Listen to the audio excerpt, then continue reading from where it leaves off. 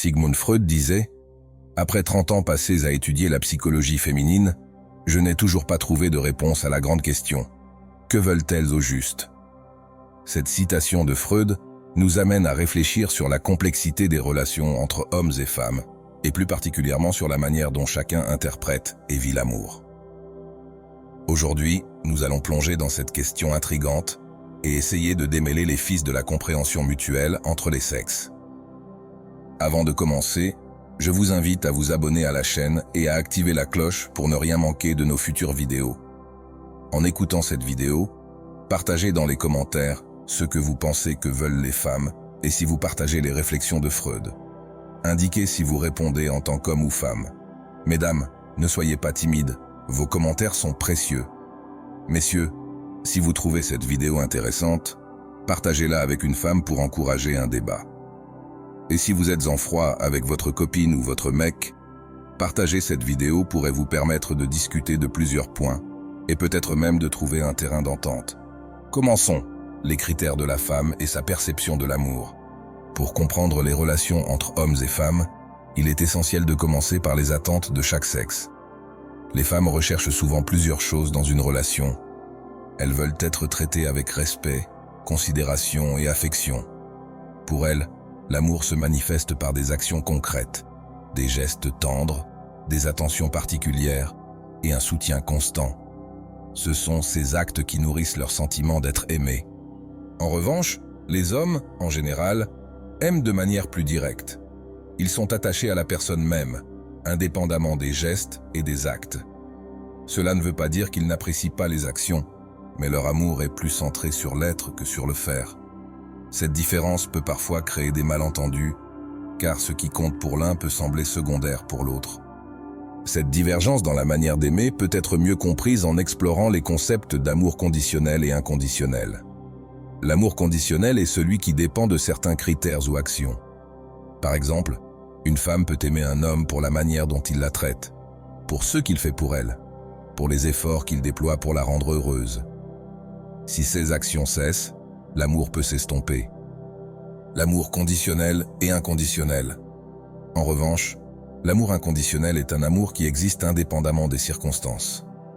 C'est l'amour qui persiste malgré les hauts et les bas, malgré les erreurs et les imperfections.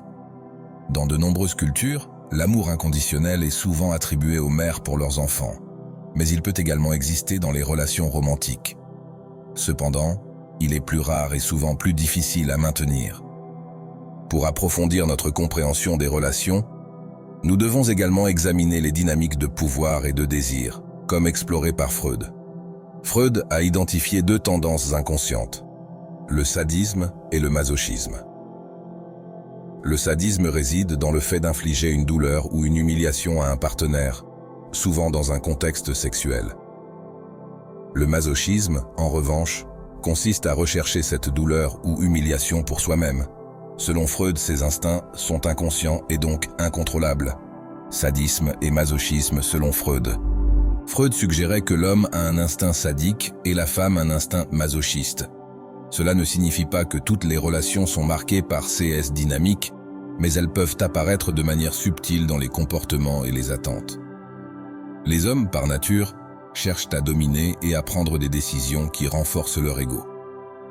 Cette tendance au sadisme peut se manifester dans des aspects du quotidien, où l'homme peut imposer ses décisions ou ses points de vue de manière autoritaire. Les femmes, de leur côté, ont tendance à accepter et à se soumettre à ces dynamiques de domination. Leur instinct masochiste peut se traduire par une recherche de validation à travers la souffrance émotionnelle ou physique.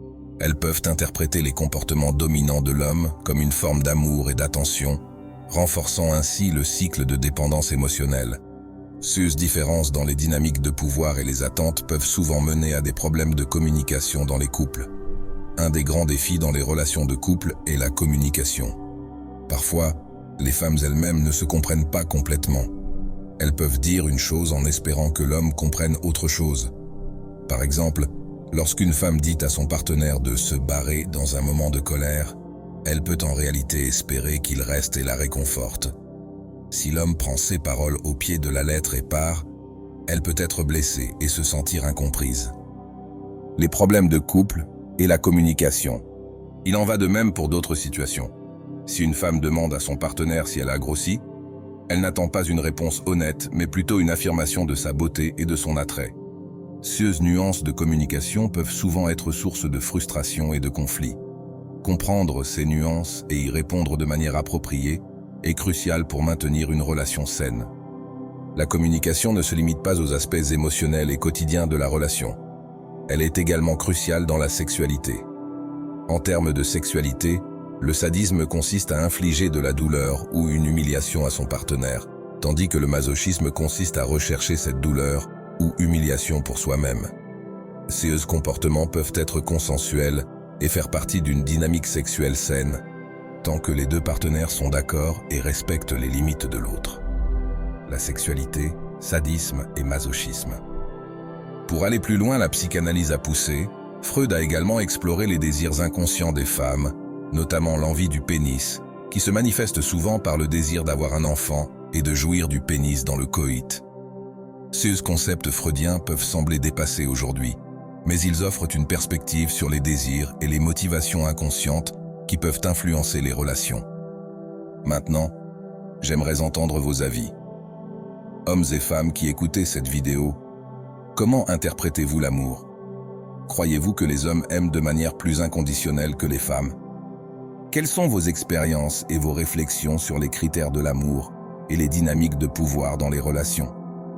Pour finir, comprendre les différences dans la manière dont les hommes et les femmes perçoivent et vivent l'amour peut nous aider à améliorer nos relations. En reconnaissant ces différences et en travaillant à une meilleure communication, nous pouvons créer des liens plus forts et plus satisfaisants. N'oubliez pas de partager vos pensées dans les commentaires et de vous abonner à la chaîne pour plus de discussions sur les relations et la psychologie. Merci d'avoir écouté et à bientôt sur La Voix Stoïcienne.